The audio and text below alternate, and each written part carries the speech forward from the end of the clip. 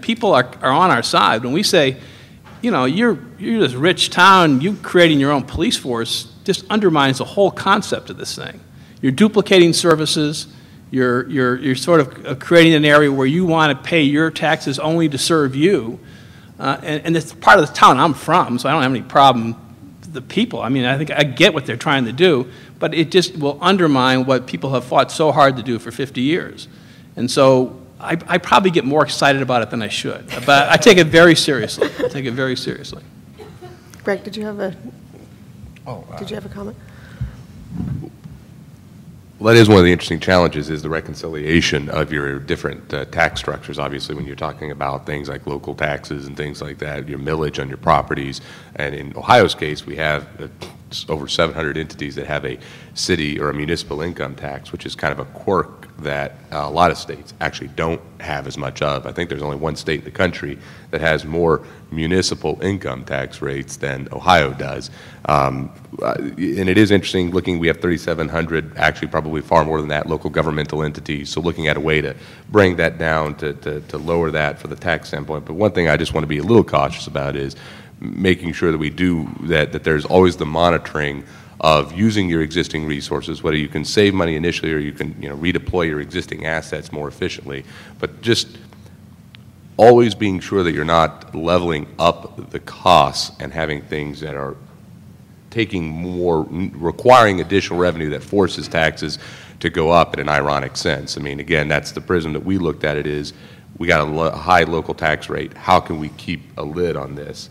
And so that's one of the caveats there, is looking especially at some of the municipal areas where you have a different structure of compensation for a lot of the workers there and a larger workforce and things like that. That's a little bit different than villages being absorbed by a county or various things like that. So I think there's good room for this, but there's also you need to look at making sure that we manage those costs so they don't turn into a runaway train in that sense.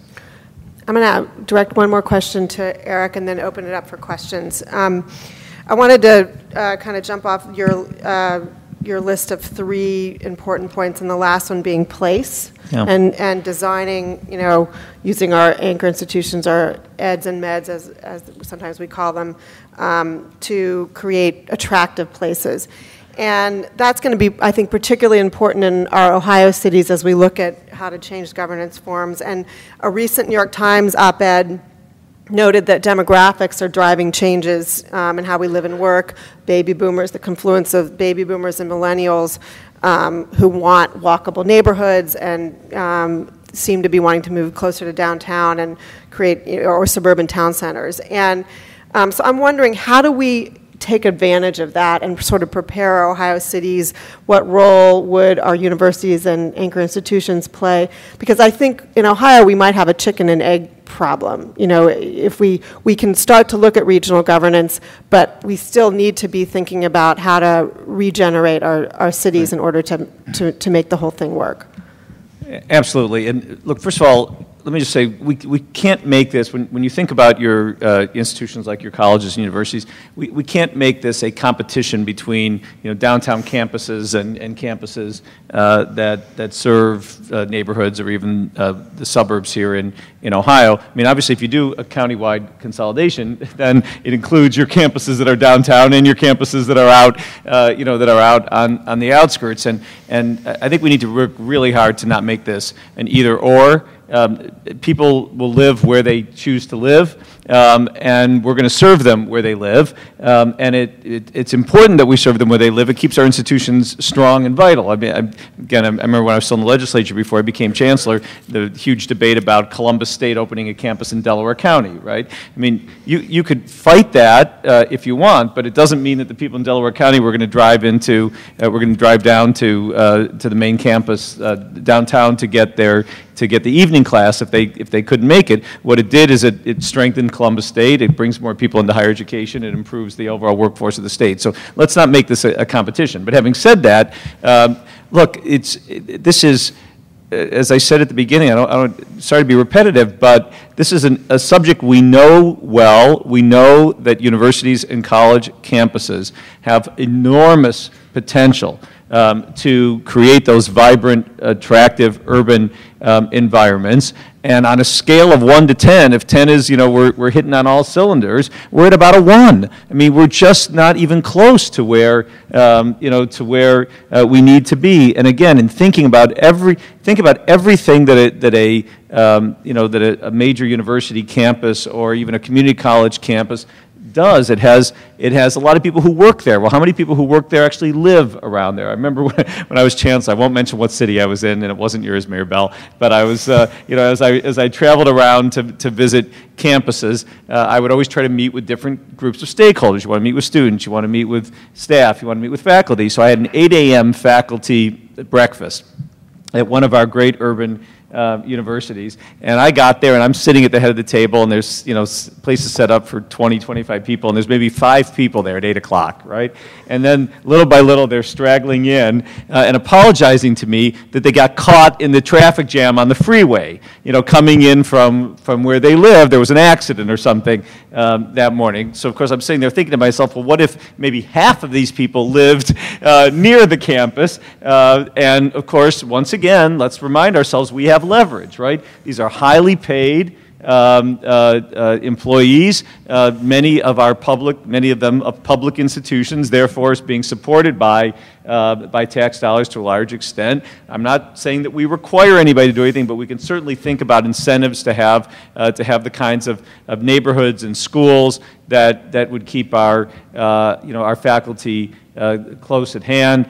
We've talked about arts and culture. Mayor Lashutka, former Mayor Lashutka, got up and walked out a few minutes ago, so I can't tease. Is he back? You back there? So I'd love to. He's a former law director too, Mayor Dean, before he became mayor. I'd love to hear his point of view on the fact that we have 2 big basketball arenas, right, in Columbus, and how we ended up with the Schottenstein Arena and a Nationwide, and I'm allowed to say that now because being a private citizen, right? So we do these things. We do these things without really carefully engaging between the leadership of our institutions and the leadership of our cities. So there's just so much more that we can do. I made the reference to building out, and by the way, I should say this isn't just in the largest metropolitan areas in Ohio. It's also in our mid-sized cities, right? Can you picture Akron without the University of Akron? I mean, today, what it would be, and now think about. I mean, you may not even think about places like Stark State, one of the fastest-growing community colleges in the country, thinking about how to build more in downtown Canton instead of out on the freeway. Owens Community College, I know, Mayor, is starting to grow more actively in downtown Toledo.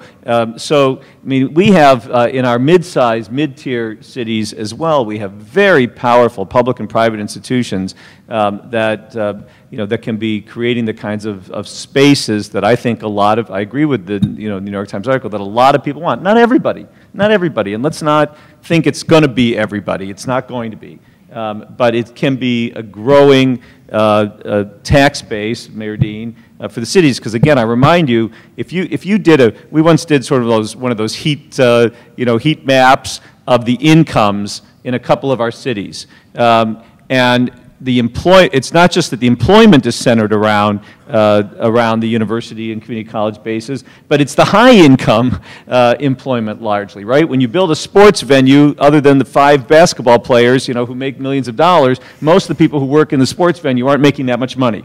But when you build a research center, when you have a university faculty, you're talking about a pretty high income group of folks. They already pay some income taxes. If they also lived there and paid property taxes and supported the businesses and the restaurants and all such, you'd have a great neighborhood.